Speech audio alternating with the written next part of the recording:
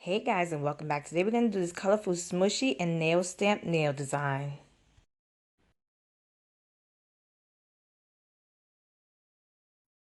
So I'm using a sandwich bag and I'm going to apply two types of neon orange, a hot pink and a white. Now the white doesn't look so white, but it really is white. Now I like to use sandwich bags because once I'm done with them, I just throw them away. No muss, no fuss. That's my personal preference. I also showed in my other smooshy videos, if you watch them, I use two stampers to create a smooshy nail design. So I'm trying to show you different ways of doing a smooshy nail design.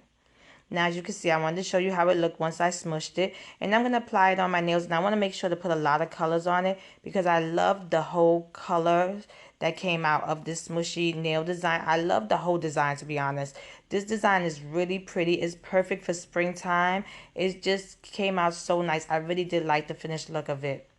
Now, as you can see, I applied a quick dry top coat, and that's because I'm going to apply my nail stamp on top of it, and I want a more smoother surface to apply the nail stamp on. Now, using my Born Pretty 029 nail plate, I'm going to apply black nail polish. This is a pretty nail plate, has a lot of floral designs, really pretty and perfect for springtime.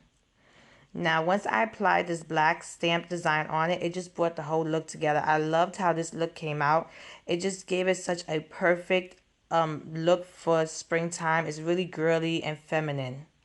And once I was done, I applied a quick dry top coat. I hope you really liked this video. If you did, please give it a thumbs up and subscribe to my channel to get updates when I upload new videos. And check out my Instagram at Funwithmynails to see more of my nail art. Thanks so much for watching. See you next time.